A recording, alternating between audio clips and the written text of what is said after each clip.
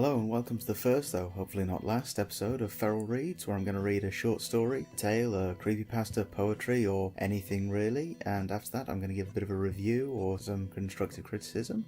I'm going to start today by reading one of my own. I figure if I'm going to do this sort of thing I may as well aim both barrels squarely at myself from the off. So without further ado, I give you The Age of Enlightenment. Mankind's Age of Enlightenment is finally here, he said reverently to himself as he sat in a traditionally cross-legged fashion, looking out from high above the world.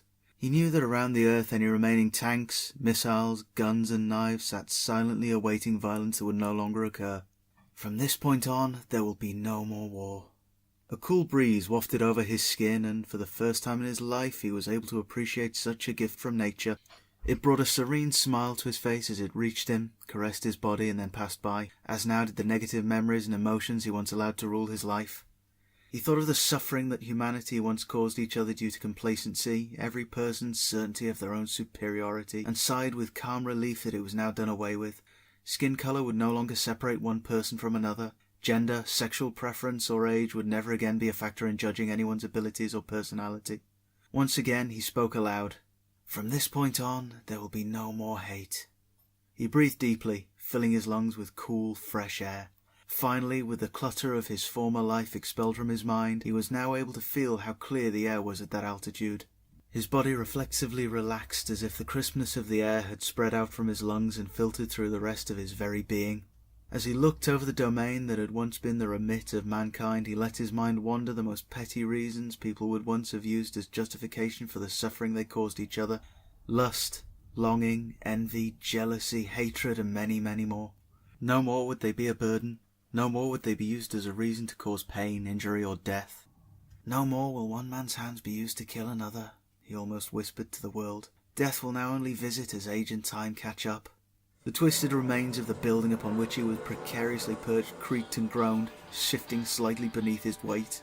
Or possibly as a result of an accident. He grinned grimly to himself as he steadied his position, waiting any moment for the damaged beams to finally give out and drop him from the sky. The last surviving human being looked over the scorched and shattered remains of the world of mankind. He had climbed to his high and precarious position to escape the still tainted air close to the ground, but had come to see the truth as he sat there. The final remnant of mankind reaching its age of enlightenment. He scanned the ground, still smoking in places, and spoke the final words humanity would ever utter. The final realization he had come to. We really fucked this up. Round my buildings on the skyline, trees and grass really make it look fine. Come too close and know what you see. Guns and hard man and nuclear city. They say it's cheap and it won't cost you much. But don't come close cause they won't let you touch. You can change what they decided. The violence is the force they're hiding. Don't wanna live in a nuclear city. Don't wanna live in a nuclear city. Don't wanna live in a nuclear city. The devil's furnace has no healing. So there you have The Age of Enlightenment. It's a little story I wrote relatively early in my writing career, though at the moment career may not be the right word. It came around when I just sort of looked around at the way we're going and realised that the Age of Enlightenment that everyone's talking about coming is actually going to be the last surviving human being looking around and realising how badly we messed this up. The review is going to be a little bit difficult on this one because it is my own work, so anything I can say is obviously going to be biased, so I'm going to leave the review down to you. Tell me in the comments what you liked or what you didn't like. If you did like the story or the video, then pop a like in the like bar. If you didn't like the story or the video, then don't. I will say that you might want to keep an eye on this space even if you didn't like it, because this was my first ever reading. My equipment is not exactly exceptional, so as I go on I'll buy new and better equipment so it'll improve the quality of my videos and my readings. I'll be learning as I go along. I apologise if the video and the quality weren't exactly what you'd expect from a professional YouTuber, but I am very early in this at the moment, so just keep an eye on this space. You never know, things might get better.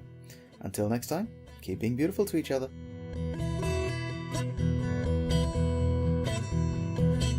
Alternatives are not so costly, but when the sunshine of forces, you say.